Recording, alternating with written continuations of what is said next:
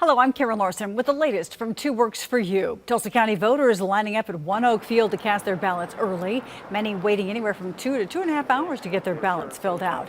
Voters fill out a green ballot request form, walk to the concession stand where they'll show ID, and then get a ballot from a poll worker. They fill out their ballot in the voting booth and then feed it into the ballot counting machine.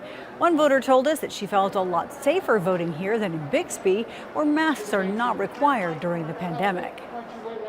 We like the idea of an outdoor, venue versus our local option is an indoor school, an elementary school, which we were not as excited about.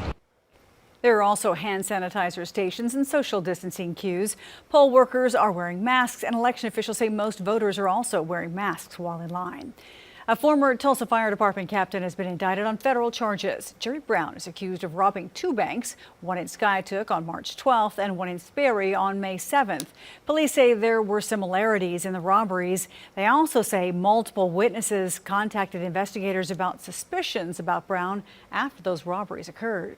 This week's ice storm is affecting the state's blood supply. The Oklahoma Blood Institute says it's an emergency and they really need people to donate blood just as soon as possible. OBI's supply is now down to less than 1 day to support local hospitals. Typically, OBI keeps a 3 to 5 day supply on hand. The bad weather canceled numerous blood drives at a time when they're already struggling to get donors in during the pandemic. Turning now to our 10-day forecast, it'll be so nice to see the sun once again, warming up tomorrow to around 60, 67 for Halloween, dropping down a little bit on Sunday to 57, but warming back up into the 70s by the middle part of next week. And check out those morning lows, a little cool Monday morning. Well, that is the latest news and weather from the Tulsa area. Stay with 2 Works for You for more updates.